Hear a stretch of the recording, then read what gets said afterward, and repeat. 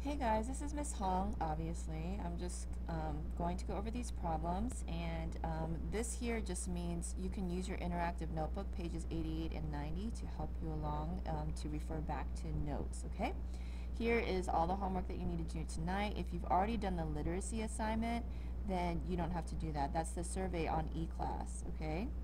Um, Also, the Georgia milestone, which is Tuesday, this one right here, okay, I'm going to go over that in another video, so that is also, you need to do that tonight. And then you just need to do these problems here, okay?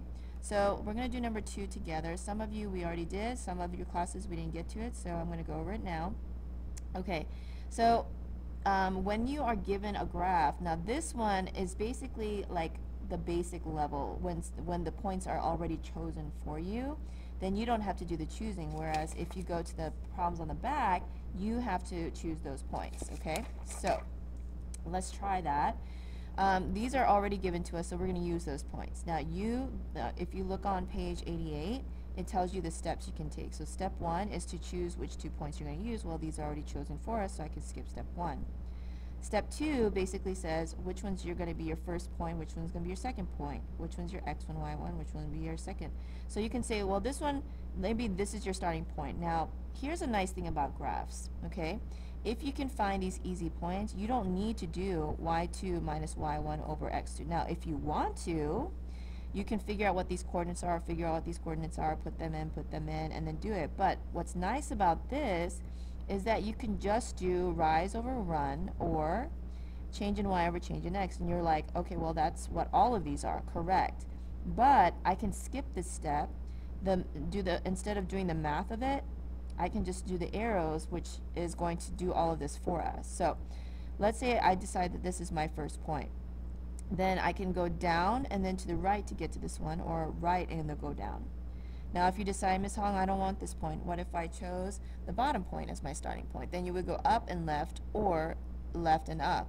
And if you do all your signs correctly with the arrows, like negative, positive, and all that stuff, then your answers will all come out to be the same in the end. So I'm picking this one this time.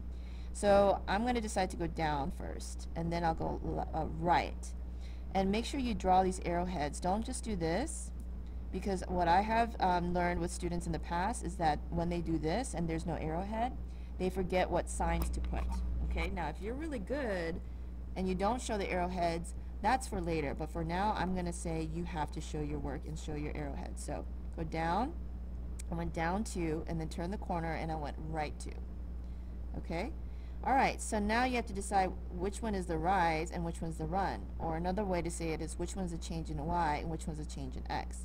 So remember, change in y, think about the y-axis as a vertical movement. So which arrow looks vertical? Okay, only one of them does, and this one. So that's going to go on top. That's your change in y. This is a horizontal movement, which is what the x-axis does. So that's going to be positive 2 down here. Don't leave it like this. You can use a GCF to reduce this, so this becomes negative 1 over positive 1. Now what's a negative divided by positive, or positive divided by negative is just negative. So then 1 divided by 1 is 1. This is a negative 1 slope. And by the way, don't forget about slope dude, okay? Remember slope dude when we were doing like this thing, and he said puff, puff, positive. So a line that goes upward from the left to the right is positive, you have a negative, and then here is when there's zero fun, horizontal is 0 slope. And then here it's undefined, and that is Andrew Bonilla is with me right now. He's at tutoring, and he's working hard on his Georgia milestone Tuesday homework. And he said he wanted to be reminded, he said to remember about the slope dude. What was the curse word that the math curse word that he said, and it was undefined, okay? So a vertical line will have an undefinable slope. It's undefined. Another shorthand way to write that is, looks like a 0 with a slash through it. That's a short way to write undefined. Okay, so when you get your answer, if you see a negative, then this better be a negative slope, and it is. It's going downward, so this negative should correspond. If you get a positive and you're like, wait a minute, something's wrong because that looks like it's going downward, then I would check my math. You missed a negative somewhere or something along those lines, okay? All right, number 4. Number 4, 2 points picked for us. Okay, I'm going to try this one this time. Okay, I'll pick this one, and then let's say I go left, and then I go up. Like I said, you could have gone up and then left, or pick this one and go right and then down. In the end, the answers come out the same. So if you want to try a different pathway, just make sure you show your arrows, and then that'll help you know if you're going to get a negative arrow or a positive arrow. All right, and let me say again, the nice thing about this is I didn't have to do the points minus the points, the y2 minus y1 or over x2 minus x1. The arrow is showing that change, so it gives us kind of a shortcut. All right, so let's say we start here, and I went left. So 1, remember where you start is 0. You go left 1, 2, 3, 4, and it's left, so I'm going to put negative. And then I go up 1, where I start is 0, and then as soon as I start moving, it's 1, 2, 3, 4, 5, and that's up, so it's positive. All right, so my change in y over change in x is going to be positive 5 because that's vertical movement, and the y-axis does that. And the negative 4 goes down here, and that's your change in x. This one, at the top and bottom, there is no GCF but 1, so we don't need to actually reduce this fraction. However, we're going to bring this negative out to the front. And it should be a nice negative slope. It is going downwards, so that checks out. Number 5 is like super easy if you recognize that this is a horizontal line. Here's my slope dude. I'm going to try my best to say, well, he's not liking this, so I'm going to make it a sad face. He's like, this is boring. It's a 0 slope. Here's his 2 skis, kind of. I don't know why it's doing that. I'll just kind of do this, and then, because they kind of go up. Okay, it's a 0 slope, okay? So done. I don't even have to, I don't make triangles for that. Like, I don't need to make my rise over run. Okay, let's go to this one. So which point should I start at? You choose. Let's say I decide, okay, I'm going to do this one.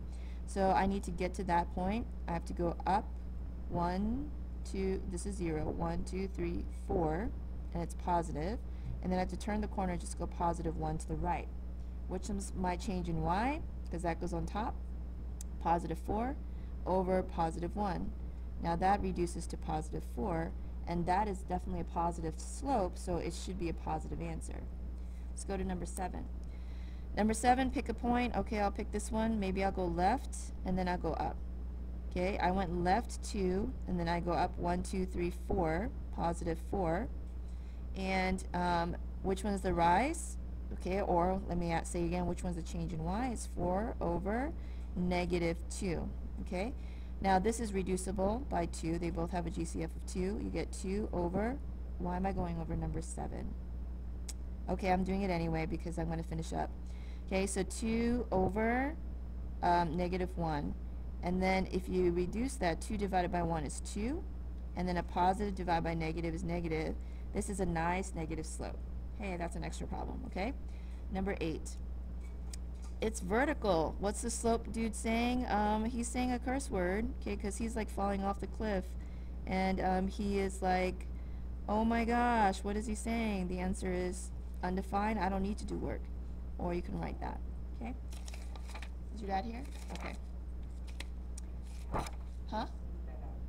Bleep what out? Oh, I can't do that. Okay. Everyone say bye, Andrew. Okay, so I'm going to put a point here. Now number 9 and 10, the points are not given to you, so we're going to have to create our own, okay? Now again, pick ones that are right on the, we'll call them crosshairs, okay? Like this one looks like it's there, but it's slightly above, and that one looks close, but it's not quite. This one is the best one.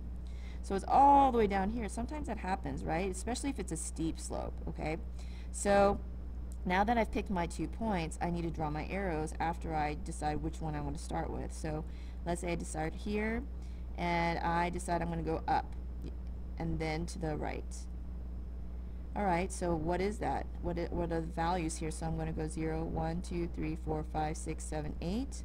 That is a positive 8 because it went up, and then to the right, 1, 2, 3, positive 3.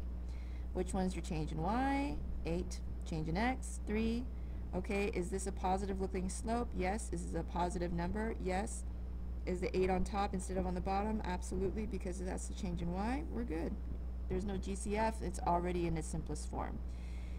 So yeah, that's the slope of this line. Number 10. Let's see, that one's actually a good one, so I can pick that one, and then I could pick that one if I wanted, or that one. I'll go and start with this one. Okay, so which point do I want to start at? Okay, let's say I go up and then left. So I went up 0, 1, 2, 3, that's positive because it went up, and then left 1, 2, negative. So which number goes on top? Remember change in y, which is rise, 3 over negative 2. But I'm going to bring the negative to the front. Now, does this look like a negative slope? Absolutely. Does the number reflect a negative number? Absolutely. So it's going down 3. You can say down 3, right 2, down 3, right 2. Okay? All right, that is it for this worksheet.